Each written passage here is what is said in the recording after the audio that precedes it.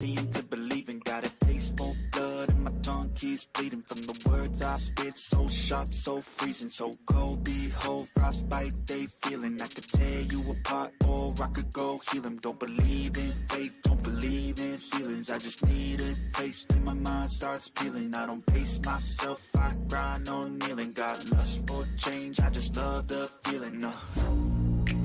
I ain't gonna give up. Got too little time, I'ma live up. Head down, push forward through the tough times. Cause anything worth doing is a tough climb.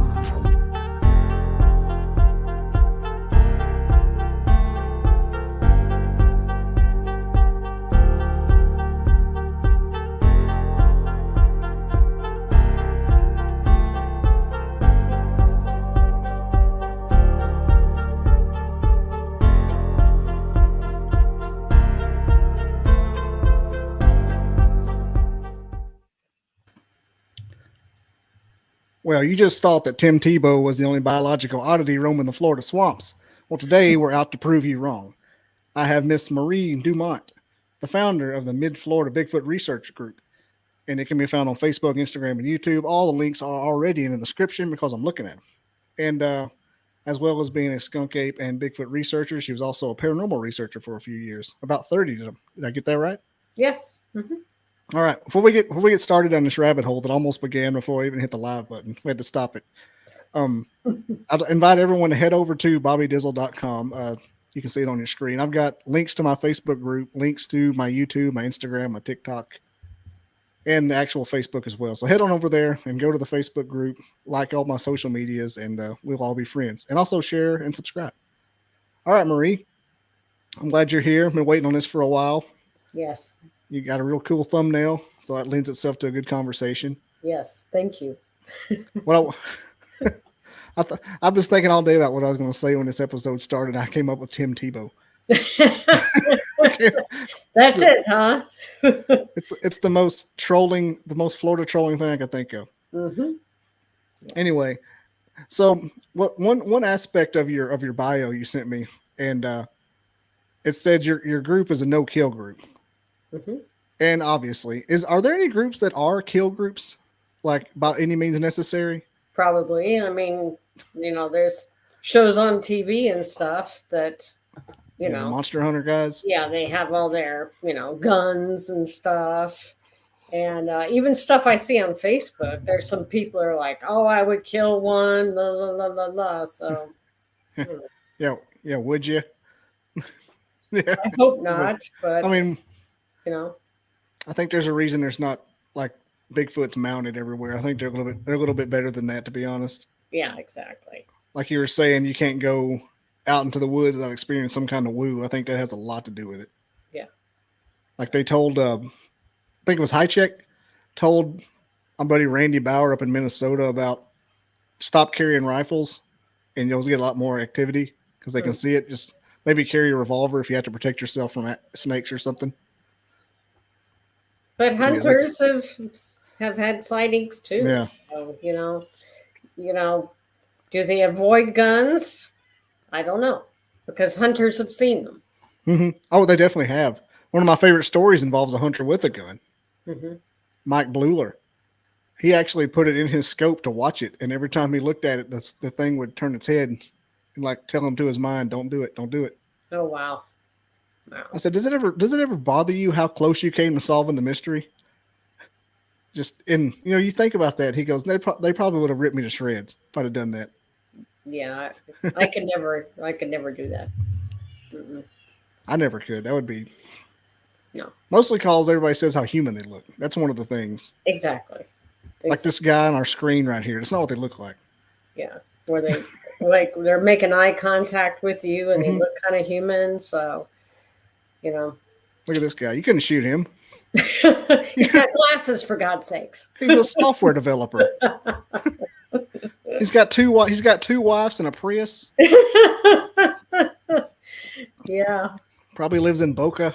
Probably. That's hilarious.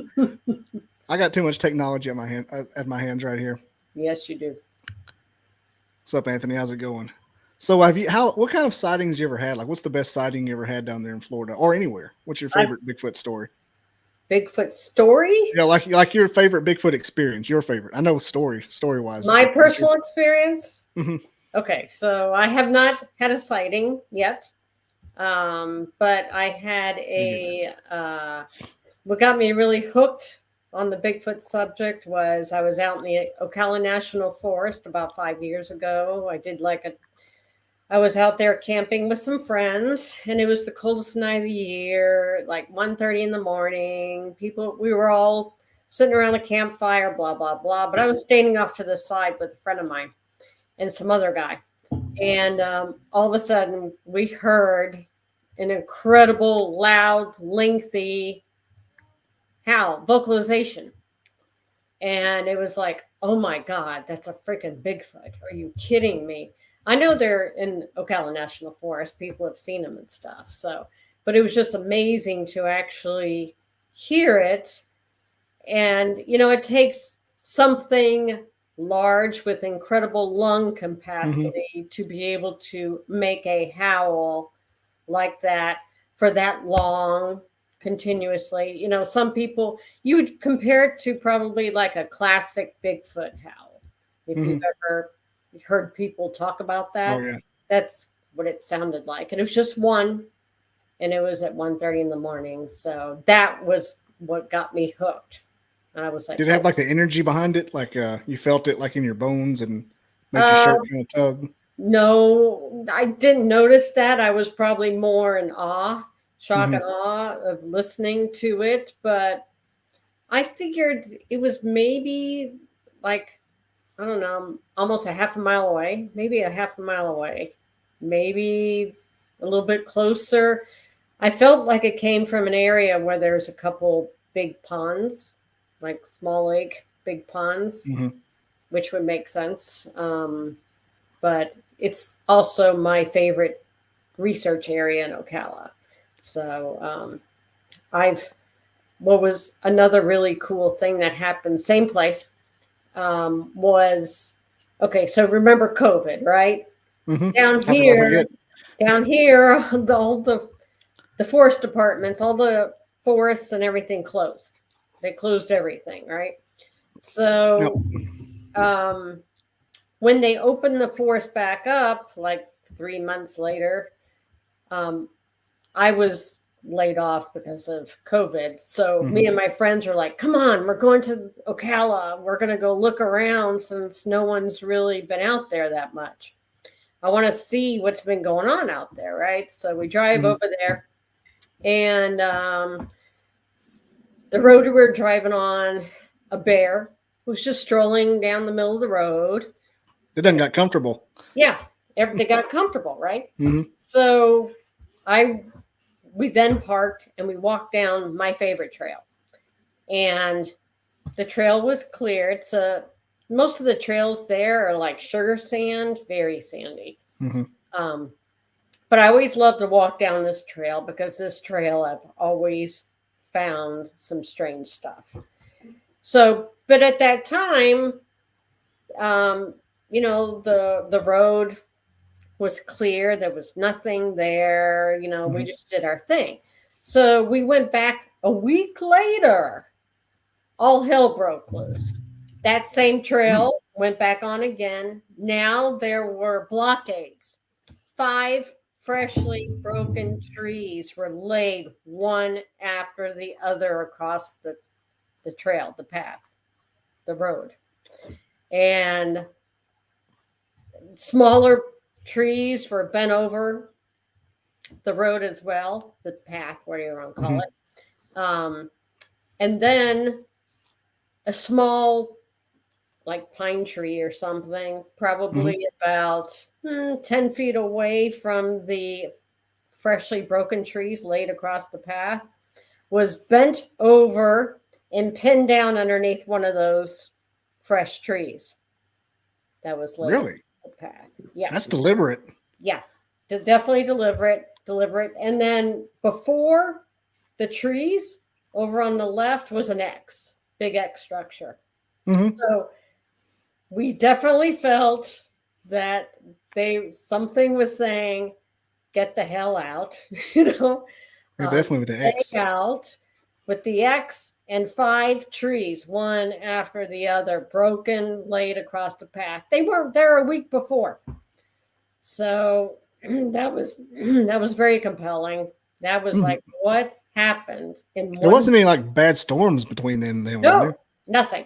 Yeah, I was going to say you would have obviously you would think about that beforehand, but yeah, of course, because we're like, where did these trees come from? And they're broken, and they're pine trees bent over in a bow, and but that little one that was bent over and secured underneath one of those trees on the path, deliberate. Now, you mentioned that you did a lot of research with the X and the tree structures, didn't you, and the teepees? Oh, I mean, for me, I'm a very artistic, creative person. So things like that stand out to me. When I'm out in the woods or the swamps, I'll notice things that a lot of people won't notice. And then I try to look at it, try to analyze it and see, okay, was this caused by a tree branch that fell above? And, just trying to figure out how it could possibly have been made. And, there's some things we can't explain. That story you just told was one of the best tree manipulations I've ever heard. Oh, yeah. Yeah. Lots of time, a lot of people, I think, want to see it. But that's definitely where would that come from? All the limbs laying down and stretched over with an X in the middle of it. Oh, yeah. It was just insane what there was there after 1 week. And it was just amazing. And it's like, okay, did they see us there last week? Was that for us? Was that a message to us not to come back, stay out, humans, because it's been great without you during COVID? Imagine how they acted when you were gone. Yeah. A smorgasbord out there. Yeah. So I was on the forestry team back in FFA back in high school.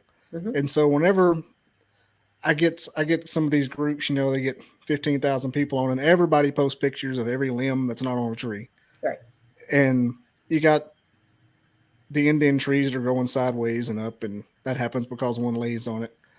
But I just want to be like, dude, that's not a Bigfoot that did that. But some of them, like what you just said, it's very compelling, very circumstantially, it's probably evidence, or it's good evidence. Yes. Yes. Some people think any tree that's not on the ground is a Sasquatch. I'm like, it's not true. Right. It's not. Right. And I don't claim, except for that vocalization, I don't claim anything was made by a Bigfoot or skunk ape, because we don't know.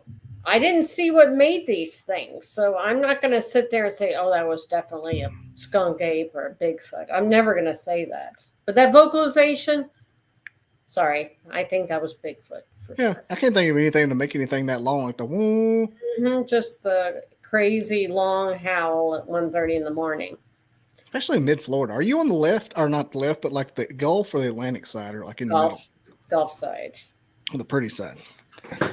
Yeah, the bad hurricane side. Well, I'm not too far from you. I'm in North Alabama. Okay. And so we vacation down that way whenever we do. Yep, we have woods. We have lots of swamps. So, probably the majority of the places we are going in are swamps. They're all over the place. So you have to, deal with snakes and water and gators and all kinds of creepy, crawly things. And then hogs and... I forgot about those. Yes. Florida's got those. They got the little javelinas. Oh, Florida got a javelina? Yeah. No, we got big hogs. Big hogs. We just found a hog in our active research area about 3 weeks ago. And we'll talk more about that. But what was really interesting was skunk ape expert David Shealy. I don't know if you know him or not. Heard the name. Yeah, he came up and went researching with us that weekend. And we do that. We'll go down there and research with him in the Everglades, or he'll come up here in our area and we'll go researching together. And so we were in our active area where we've had some cool stuff happen. And we were walking through some ferns in the swamp. And David's like, I think there's a hog over there. And I'm like, where? And I backed up and I saw this little patch of gray hair in the ferns. And I'm like, oh no. And so, but it didn't move. We walked right past it. We were like 10 feet away from it. It didn't budge. So team member Mike went over there to look at it because we thought it was dead because it didn't move. Well, when he got near it, then it like reared up its head, but it did not stand up. And I really wanted to see if it had broken legs. Yeah, that's odd. That's what I wanted to see because that's another kind of common thing about Bigfoots. They'll break the legs of deer or wild hogs to keep them from running away. And so all this hog did was just kind of like rear its head up, and you can see these giant, cutters and stuff. And we all backed away immediately because we're like, oh my God, we thought this thing was going to come after us. It did not move. It did not move at all. And I'm like, why? Why is this hog not budging? But I really wanted to see if it had broken legs, but we couldn't. Yeah. We were afraid to get any closer, Even when broken legs and things aren't docile. Right. Exactly. I don't know why. You always find the deer with the broke legs and yes, woods and stuff. Yes. Yes. Randy up in Minnesota found 2 or 3 sets of broken back legs laying around fresh kills. Yes. Yes. And the story in Myakka State Park of the skunk ape, there was a guy named, his last name's Flowers or something like that. And he was just driving down the main road of Myakka State Park. And he saw something over on the right walking through the marsh, right? And he got out, he stopped, got out of his car, started taking pictures, and more people stopped their cars, got out, and were looking to see what he was looking at. And you could see something walking. So he tried to go out there, but of course it's swampy, it's watery, right? But as far as he got, I think he came across it was wild hogs, and it did have broken legs. But he said there were like 3 or 4 of them out there, I believe. Wow. And, there ain't nothing doing that to wild hogs in mass. And Myakka State Park has a lot of hogs. There's a lot of hogs there and a lot of gators. So, I really wanted to see if there was broken legs. Yeah. And I had one of my team member, Chris Hensley, went out the week afterwards because I was out of town. And I asked him, can he please go see if that hog is still there? Because I wanted to see if it was dead, if it was, he went and checked and it was gone. So I don't know if something picked it up and took it away, or if it actually was able to get up and leave itself. I don't know, but it didn't even try to come after us. Thank goodness. So would have been interesting if there was just a pile of fur there. Yeah, I know. Like a kill or something like that. Yeah. Yeah. He found some entrails, small entrails, not too far from where the hog was. So not sure what that was. Could be from a baby hog, or it could be anything. Could be a raccoon or whatever. That's got to be. I mean, aside from the swamps being like Bigfoot heaven, you got water and places to hide. I can't imagine just unlimited hogs. They're not going anywhere. Yeah, the hogs. There's a lot of hogs out there, and great, lots of places to hide because humans, they can't go that far into swamps. Not for very long either. Not for very long. It's very difficult, and it's hard to move through. You don't know what you're stepping on or tripping on. There's all kinds of obstacles. I remember one time I was trying to get a trail cam in this area we had so much rain that it was underwater. The whole area was at least a foot underwater. Really? You couldn't see the trails. You couldn't see the paths. You didn't even know how to walk because you couldn't see because of the water.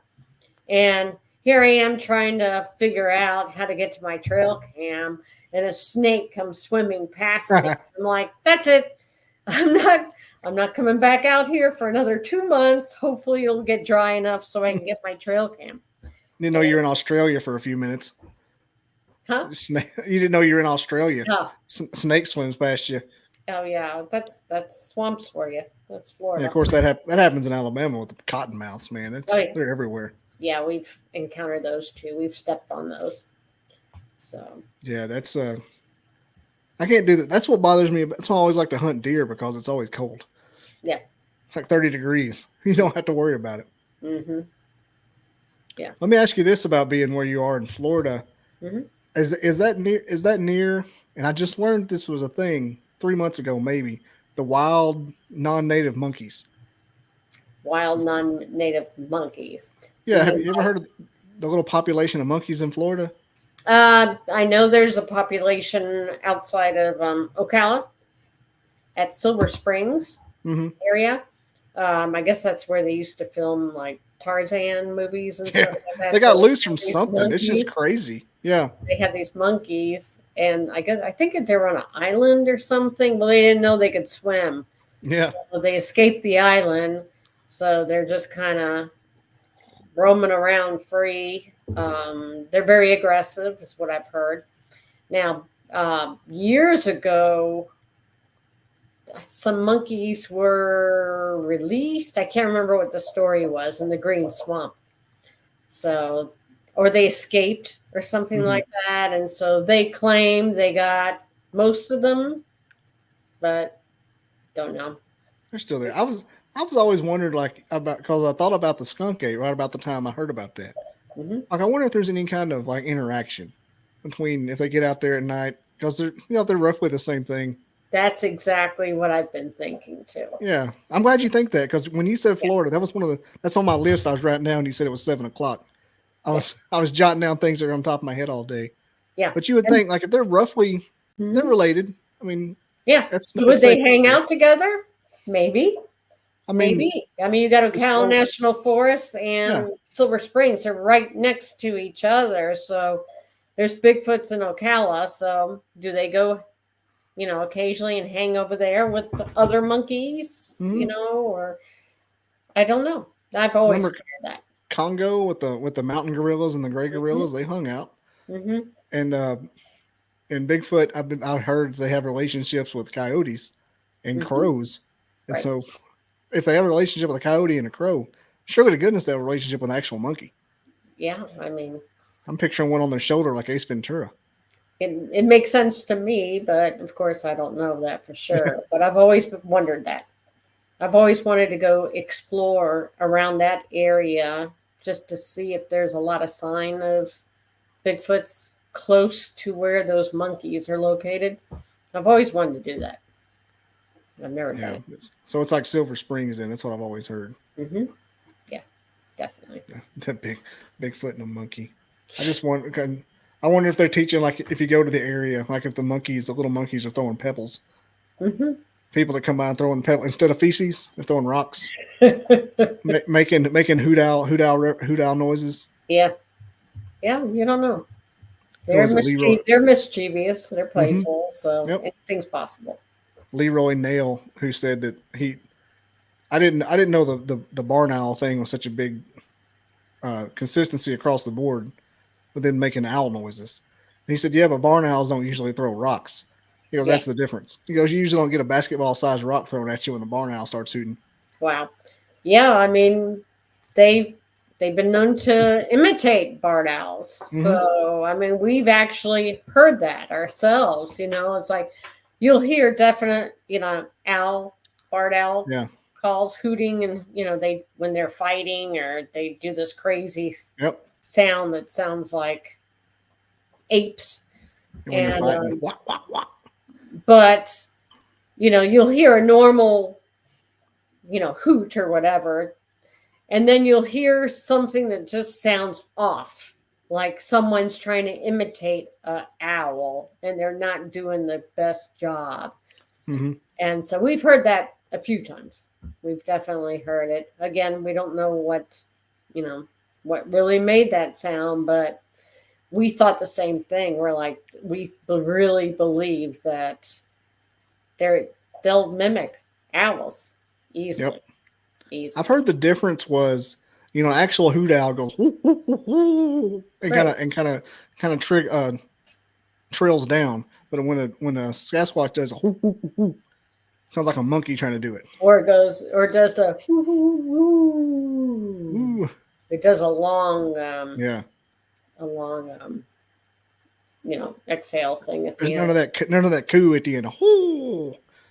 But I've heard gibberish, and I don't know if you've heard gibberish out in the woods before. I heard it in the Everglades.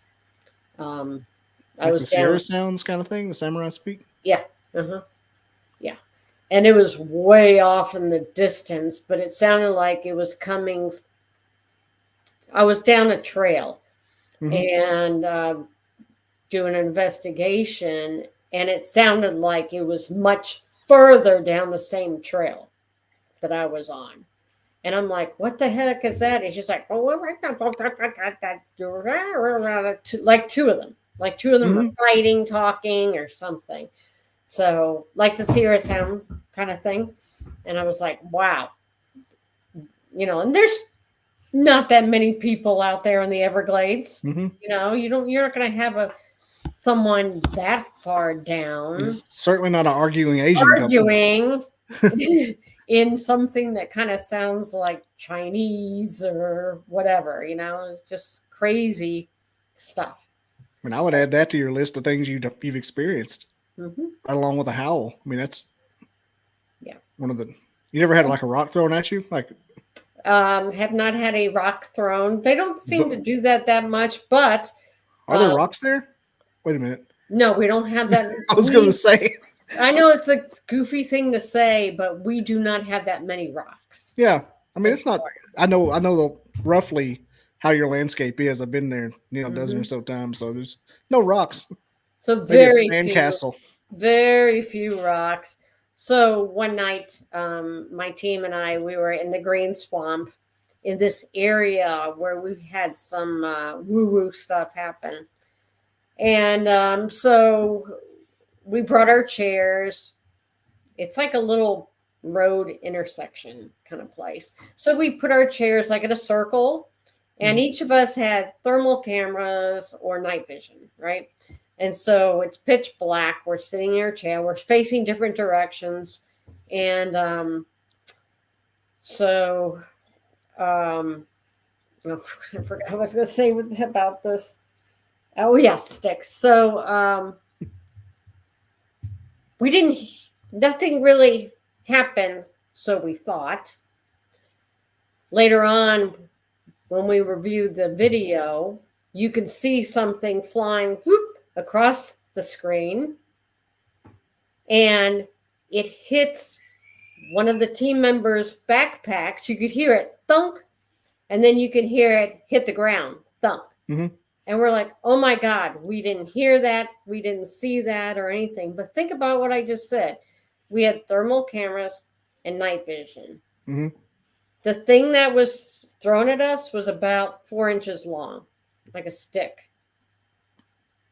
How close do you have to be to throw a 4-inch stick? I mean, just at us.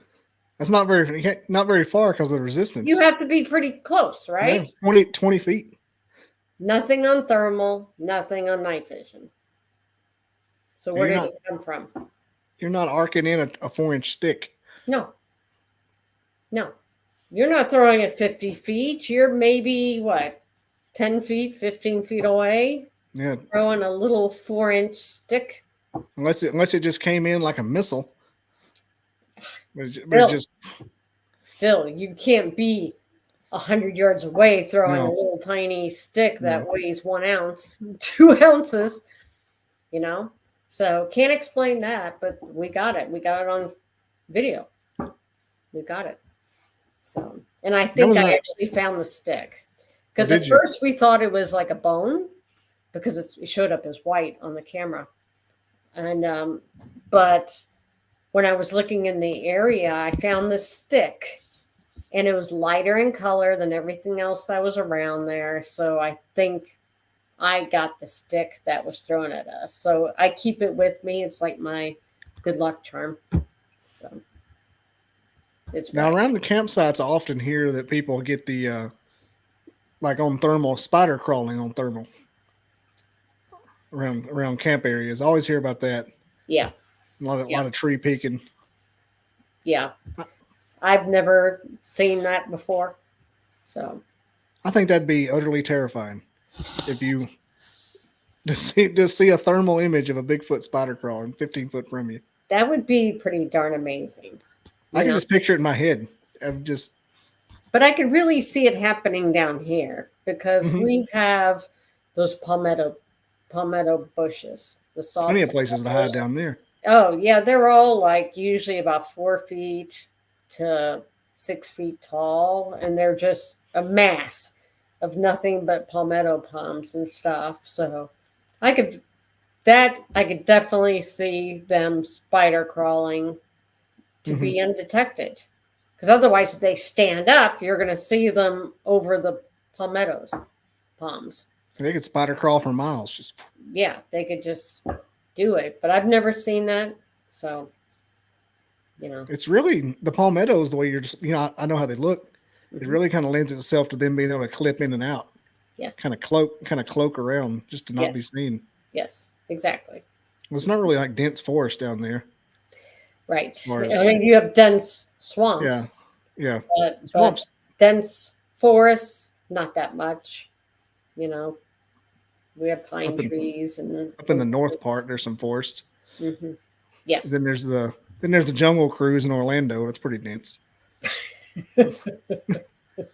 Pirates of the Caribbean. Yeah, exactly. I've seen those. But the dense stuff around for us is the swamps. That is like, I mean, even if you look at some of my pictures of, because I take pictures. I'm a photographer when I'm out there. I'm taking pictures of mushrooms. I'm taking pictures of animals, a bug, anything that I see out there, right? Because that's just what I am. I'm a nature lover. And so, yeah. So I'm always taking photos. And that's just what I do. Just putting red circles on everything. Yeah, no, I'm not into the pareidolia. Dotting the I's and circling those and Nope. Mm-mm. Yeah, because some people are like, "Oh, look, there's 20 Bigfoots in this picture." It's like, really? Don't you think we would have noticed? yeah, 20 and they're not going to Bigfoots? let you. They're not going to let you see themselves 20 times. No, I'm not into that. I'm into true physical evidence.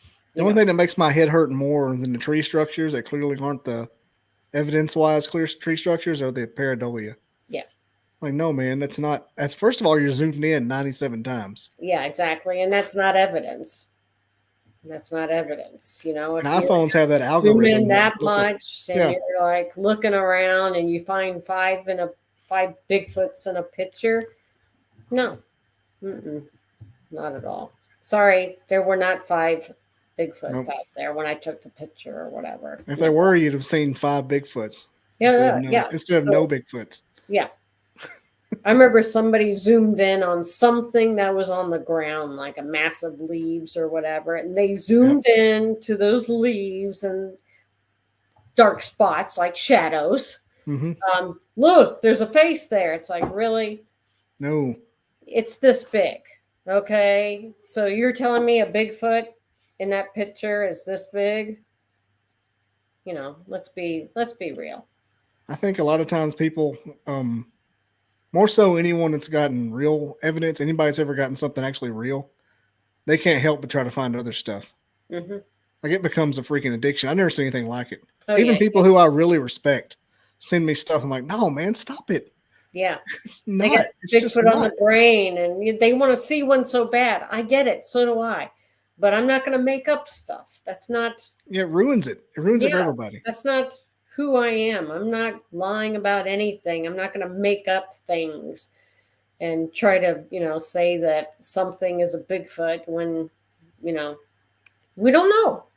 We can only speculate. That's what this is all about until we figure it all out, which we're doing. We're working hard on trying to do that, especially here in Florida. Me and my team, my research team members, Mike Aguilar, Ruby Joe Brew, and Chris Hensley. I mean, we are out every single weekend doing research in the swamps or whatever. We have about 10, 12 different places we like to go.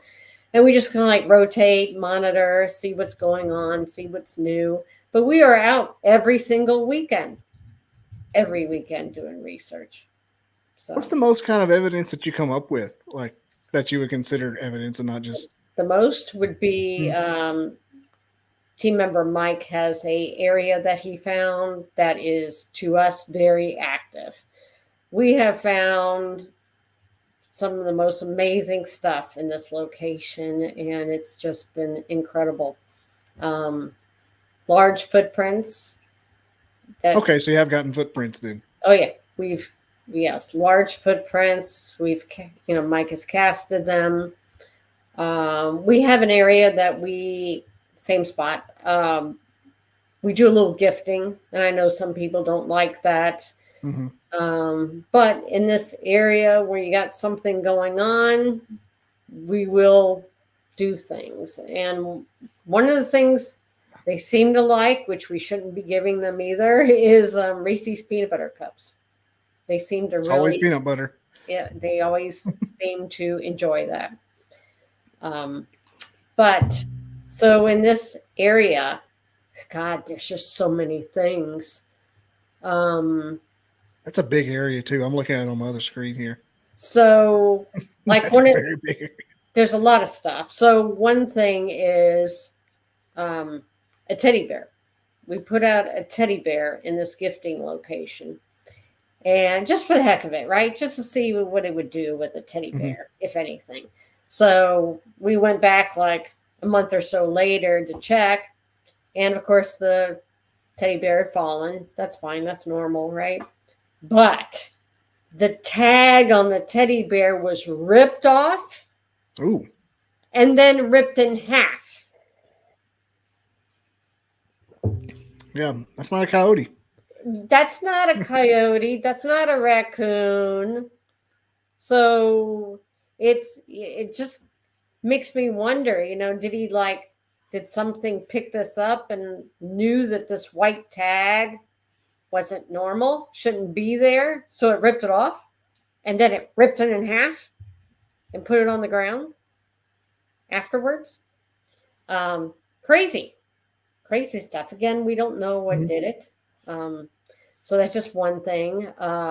Same area we found last year 2 long sticks, 8 to 10 feet long, that were shoved in the ground at about a 30-degree angle. Now, really? Tree branches, there's a thing called gravity. So when a tree branch falls, it goes straight down, right? So if it's going to impale itself into the ground, it's typically going to be, straight up and down, right? It's not going to be at a 30-degree angle. And these sticks were shoved about 6 to 8 inches in the ground. They're both facing the same direction. So about 6 months ago, we noticed a third one was added to it. And is it just like a stick or like branches like ripped off? A long stick. Long sticks, 8 to 10 feet long. Oh, I missed that part. Yeah, that's so substantial. There's 3 of them now. So does that mean that there were, is that like an indication of the number in the family, the tribe? There was 2 and now there's a new third member. I don't know. But there's a third stick right next to the other 2, exactly the same, and they're all pointed in the same direction. That is interesting. Very weird. And then right by there, about 3 months ago, there's a new stick arrangement. So there was like a big stick on the ground, and laid diagonally across that stick were 3 little sticks, about 3 feet long, 4 feet long, laid up right next to each other. Strange. There's 3 members of your team? Yes. Yeah, well, I was just thinking, I heard what's that guy named Carter? I'm gonna have him on the show. I can't think of his last name. But he has a couple of books about Bigfoot. He said he was in an area with his team and a photographer, and the next day he found 5 rocks in the same formation as they were sitting when they were researching. Like it was on a log, and like they were sitting. He was looking at them, and they were in front of him, but it was in like a crescent, and he was in the middle, and he found the 5 rocks like that. That's cool. So that's what it kind of reminded me of. You said 3. You know, you said there were 3 members of your team and 3 sticks. Well, there's 4. There's including me. There's 4. 4 okay.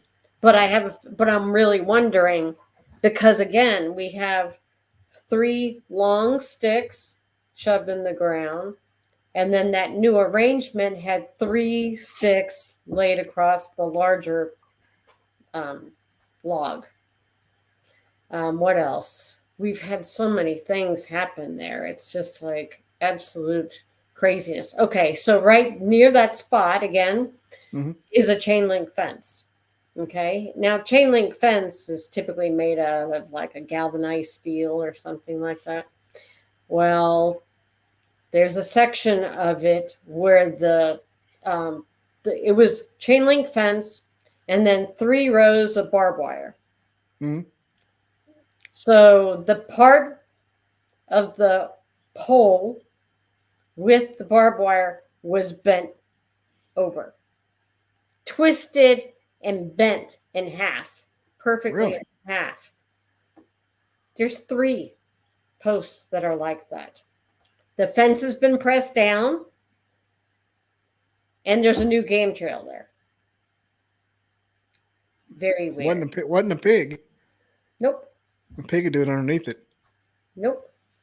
It has to be something pretty big and something strong. And you can't drive in there. You cannot drive in there. And so we're trying to figure out how the heck were these, chain link fence poles were twisted and bent in half. That is the second time this week I've heard about Bigfoot and chain link fences. So that's not even kidding. That's one of the craziest things. And actually, I went to Utah to the Phenomenon conference, and the Expedition Bigfoot crew was there. Russell Accord and Dr. Maria Mayer and Ronnie LeBlanc, and so I showed Maria and I showed Russell the fence posts. And they were both like, "Oh my God, are you kidding me? This is in Florida, And Russell's like, "I want to look at those. I want to look at those poles," because he's like, he can't figure it out either, but he wants to check it out. So that would be cool. That would be a cool thing. Yeah, for that to be just pushed down like that, that's incredible. Oh, here it is. Here it is. They're bent. Are you looking at the website? No, I'm looking. There's another, like I said, it's the second time this week I've heard about this. Okay. Not from you, obviously, but look at this. This is from Long Island. And it's not this is Anthony Sinclair with unidentified S4. And he was on a Bigfoot expedition. Holy cow. Yeah, when you said that, I was like, oh, hang on. Wow. Look at that. That's fantastic. Is that not crazy? Like, what in the world did that? Man. That's steel. Yeah. Yeah. And that's on Long Island, just around Montauk. Can you get on my website? You can see the pictures of the poles that I'm talking about. midfloridabigfoot.com.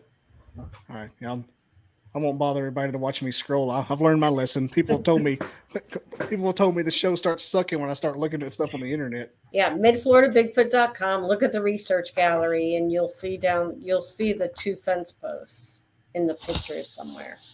That's just crazy, though. He captured it. I want you to see that. Research gallery. Here we go. Yeah. Here we Research go. gallery. Oh my gosh. So I just noticed you offered on the email at the bottom of the email said if you want me to send pictures, let me know. I'm like, crap, I should have said something. Yeah, right. I don't mind it.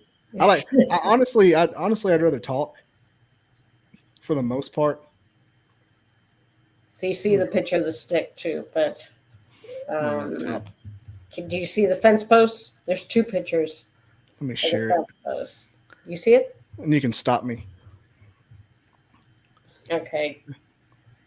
It is. Keep going. Keep going. Because they're side by side. The 2 pictures. I might not have got down far enough. Ooh. Yeah, there's been over tree. Right there it is. There they are. Now look at those pictures. Oh wow, that's not a lot different, is it? These are 2 different poles. Snake, cottonmouth. Can you see it close enough? Can you get it? That's about as close as I can get it. Do you see it? You see how it's bent? Yeah, that's It's twisted and bent in half. See both of them?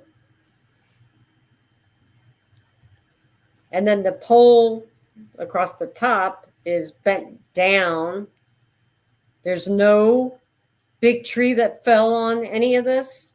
There's a small tree about 10 feet away that fell on the fence, but that would not have done this.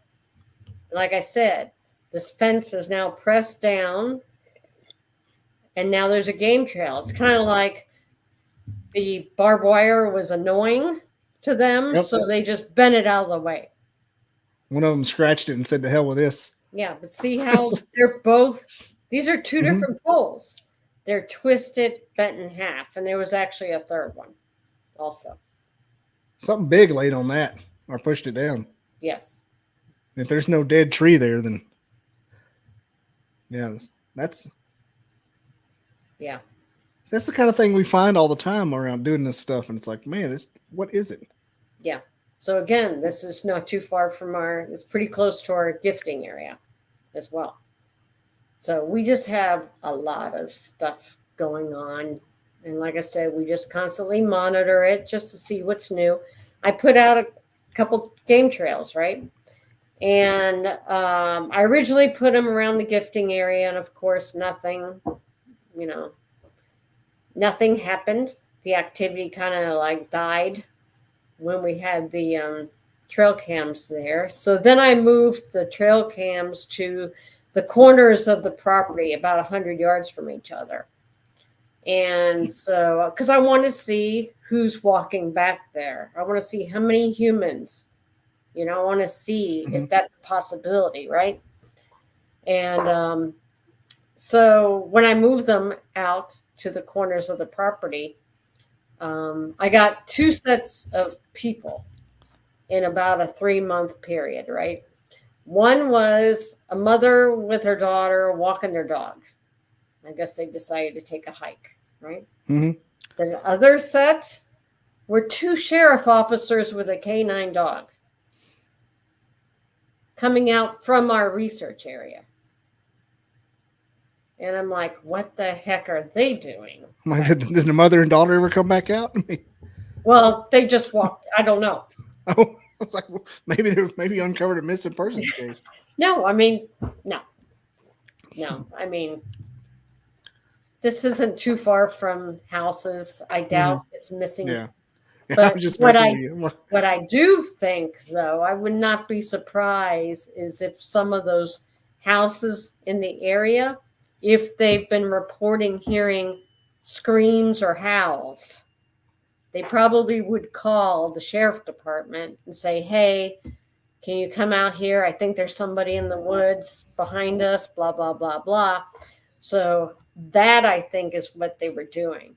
I would not be surprised if someone reported hearing howls or screams.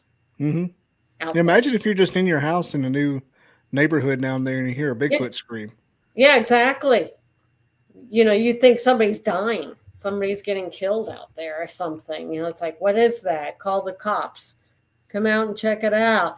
So the second officer, well, first of all, the first sheriff officer stood right in front of my trail cam. He did not see it. And so I'm like, oh my God, check this out. He's just standing there, but he's like looking paranoid. He's looking over his shoulder. You know, I'm like, what the heck? Mm-hmm. And then the other officer walked by with the dog. And I'm like, holy crap. They just came out of our research area. So I don't know. What are they doing there? But it's just so many things happening in this one area. What was the span of time with that? Of what? The That you had it out? About 3-4 months. Really? And that's the only thing you saw? Yeah. That's it. Wow, I thought you were going to say like a weekend. No. 3 or 4 months. No, it's like an entire season. No, because it's hard to get in there. And so most people don't want to, they wouldn't even attempt to go back there. But some people do, obviously, like that mother and her daughter and her dog. But it's a hard place to kind of get into. Yeah. So I've always wanted to talk to the neighbors. If I see a neighbor out there, I'm going to stop and ask them, have you ever heard any strange noises in the woods back here? Just to see what they say, So. I love all the snake pictures. Yeah. Cottonmouths and rattlesnakes. Almost stepped on the rattlesnake. I almost stepped on the rattlesnake. Mike did. And and then he stepped on a cottonmouth. And then I came across a cottonmouth that was curled up on top of a tree stump in some dead grass that was kind of growing on top of the stump. And I was walking by it, and thank God it moved. And I'm like, whoa, what is that? And I looked, tried to look on top of the stump, and saw the moccasin, the cottonmouth curled up. And I'm like, holy crap. Thank God it didn't nail me as I was walking by. They'll do it too. Yeah. That's a pretty rattlesnake too. That's not a timber rattler. No. Eastern, I think, is what. Eastern diamondback, yeah. Mm-hmm. We don't have many of them here. We have timber rattlers, which are they're the same thing, just slightly browner. And that one we came across when we were trying to walk in that area. So. I imagine. What about pythons? Is that ever a problem as far up as you are? Not where we're at. That's down more in the Everglades. Yeah, in the Everglades. Mm-hmm. Mm-hmm. Yep. They're just so invasive. They're just eating up everything. They're so. Can't do anything about them. I mean, there's people going out there and catching them, killing them for bounties and stuff like that, and it's just it's never ending. I mean, one female can lay 100 eggs, so Yeah, it makes one like child and you get another 100, then it becomes 100 more. It's just never ending. So that's what not enough shotgun shells in the world. Correct. Yeah. Wendell says they're moving north. I don't know if he's talking about hogs or rattlesnakes or what. Probably the he's probably talking the pythons. Yeah. Pythons are starting to move a little bit north, to around Naples, I think. You're gonna start eating retirees for you. Because they're just right.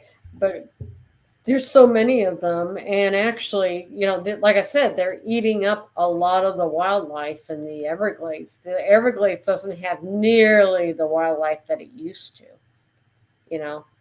I just saw a picture the other day of this python somebody caught, and its stomach was huge, absolutely huge. It just swallowed a deer whole.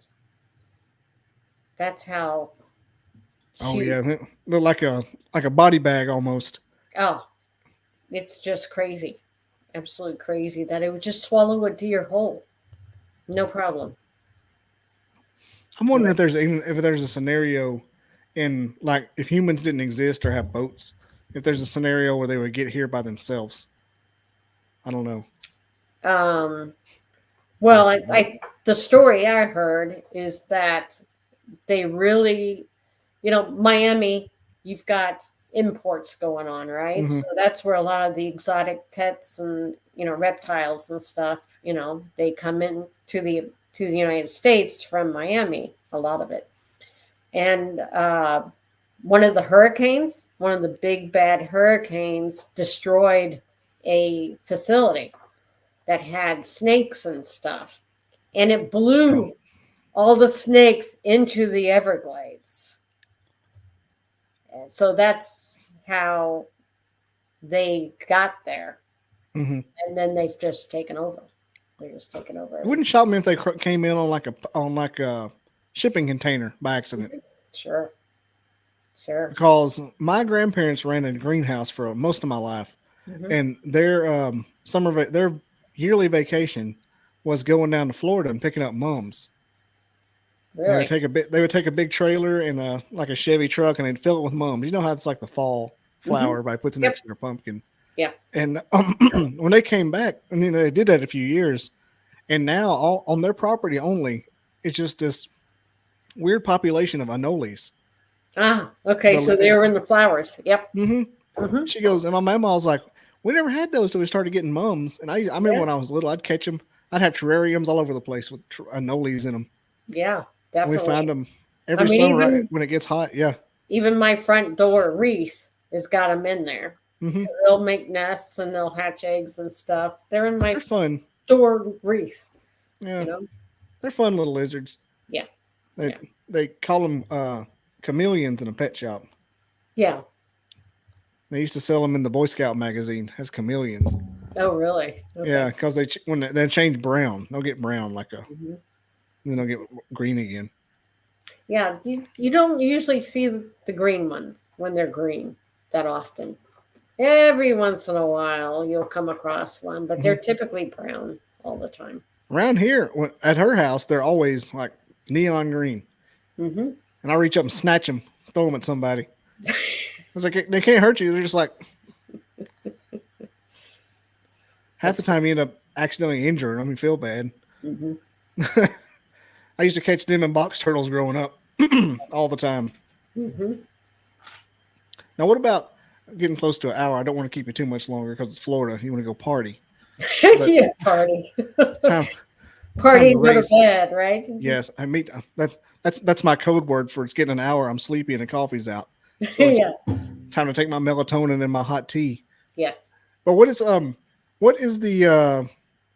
I want to talk about the woo woo for like 5 minutes. Okay. What your team? You can say your team or your favorite story or somebody you know. What your favorite example of something woo woo that you couldn't explain when it comes to the Sasquatch area? This is going to blow your mind. You're going to think I'm making this up. I'm not making it up. Okay, so so out in the Green Swamp a few years ago, came across an X structure, right? So I've got my phone in my pocket and I'm walking up to the X structure and my phone, something called an ex-boyfriend.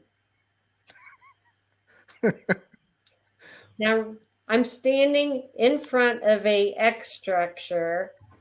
My phone automatically dials a ex-boyfriend that I haven't talked to in years.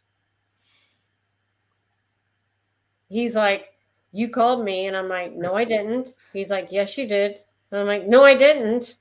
Because I hear this, hello, hello, hello. And I'm looking around like, who the heck is that? And I'm like, oh my God, it's my phone. This has happened twice. Same person happened. Different ex-boyfriends.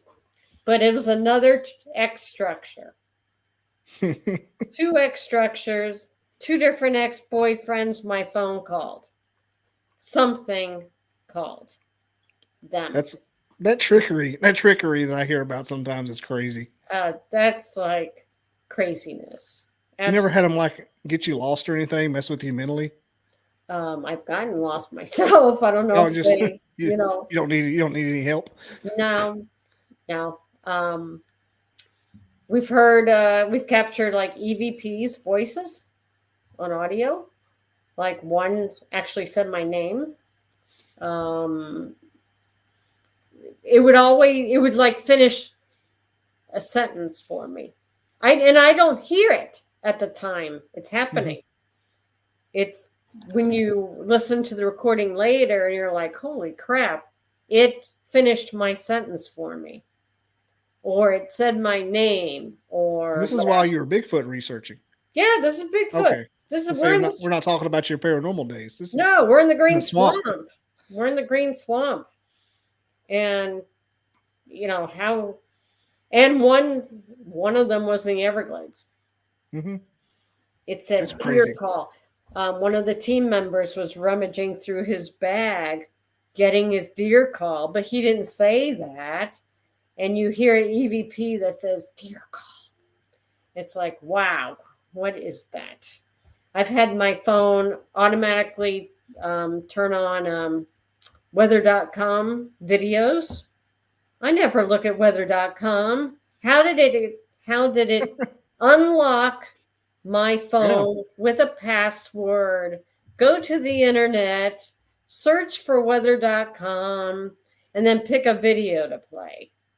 It's not possible. Sorry. That's craziness. And again, this is from Bigfooting. That's happened when I've been Bigfooting. I believe you too. I've heard about them having photos taken off a phone and a phone from somebody else's phone, or photo from somebody else's phone being put on that phone. Wow. Yeah. I mean, we are not woo-woo investigators. We are serious, if it happens, it happens. We're serious, dedicated researchers, but things happen, and we can't, say, "Oh no, that's definitely not a Bigfoot." We don't know. Nobody knows. Monkeys don't do that. Nobody knows, but we collect the data, for future reference, and we can't explain stuff, and this is happening like in the Green Swamp or the Everglades or whatever. It doesn't happen that often. But we're not looking for it when we're out there. It's just happening. It's just happening. Yeah, I mean, it just happens. It calls somebody you haven't talked to in 10 years. Yeah, we can't explain that. How did it know to call? And one of them's not even in my phone. Now, that's even scarier. Yeah. Yeah. I don't even have his name in the phone. I have to manually dial his phone number, but I haven't talked to him in like a year. So how did it do that? Don't know. Again, crazy. My phone's locked, password protected at all times. A lot of the stuff that happens on Skinwalker Ranch happens to the Bigfooters. Yeah. It's a lot of the same, phenomenon. Mm-hmm. And actually, there was a guy in Utah. I guess he's been on the show a few times. I don't know if he works for the forest department out there or something, but he does something with Skinwalker Ranch guys because he's a Native American, one of the Utes. And he captured on video, audio recording, sounds like a Bigfoot call when he was on the property. And he played it. And they're like, what is this? What is this? And I'm like, sounds like a Bigfoot to me. Yep. But they didn't see anything. Don't know. One day there'll be a congressional hearing about this. Yeah. Instead of UFOs, it'll be Bigfoot. Yeah. It's coming. Yeah, I know. Everybody's getting interested. Exactly. It's fascinating. I absolutely love it. It's my thing to do. It feeds my soul to be out in the forests, in the swamps, just being out in nature and just getting away from people and just enjoying myself. And it's like a treasure hunt, I'm looking for structures and footprints and all kinds. And of course, Bigfoots or skunk apes. So it's fun. I've been invited by some local guys to go out, by Jonathan Odom. I don't know if you know him or not. He lives just down the road from me. He invited me to go. Yeah, he invited me to speak at a camp out too. Like, I don't have anything to talk about. I'm like, well, because you heard a ton of stories. I'm like, yeah, talk about those. Yeah. You're hearing lots of stories from all kinds of people, so why not? Right? Everybody. I mean, I'm like a repository. That's why you're a podcaster. Yeah. And Jim asked me when I'm going to start doing my own location. It's coming soon. I mean, Mm-hmm. I wanted to be a hunting show host. What's the difference between this and a Bigfoot hunter? Mm-hmm. Other than I'm not going to shoot a Bigfoot. You could do both. Yeah, You I could do could. It would both. be amazing. It'd actually be an interesting hunting show that they haven't made in 20 years. Mm-hmm. All right, Marie, I will let you go. I appreciate you coming on here. Okay, well, thanks for having me. It's great to talk to you. I was excited about it because I'll reach out and I'll message everybody under the sun. Spoiler alert. Mm-hmm. And when they say yes, I'll start looking at them like, oh my gosh. This isn't just somebody that sees them in their backyard. Like it's actual investigators. I'm like, all right, Yes. I get to talk to somebody cool. Yes. So yeah, you were definitely a fun experience. I appreciate it. Thank you. It's been If you ever need anything for your shows or anything, let me know and I'll definitely help you out. Yeah, that was a great show. This was a great show. So it was fun just to, talk about stuff out of the box than Oh, the it is. typical stuff. So, and I love that fence post photo that you have. Oh my God. Yeah, and that was unidentified S4 with Anthony E. Sinclair. He's a good guy from up in New York, Long Island. Craziness. Mm-hmm. It's absolutely crazy. But it coincides kind of like with what we got. So. Mm-hmm. It's when you said that, I was like, holy shit. Mm-hmm. Get a load of this. Yep. All right, let's get the music cranking back up and say goodbye to Marie. Thanks for coming on. Stay cool down there in Florida. I know it's hot year-round. Thank you. And everybody hit subscribe and check out all Marie's websites on the description. That's Mid-Florida Bigfoot Research Group. And we'll see everybody on Sunday. Take it easy, Marie. Put this over here. See ya.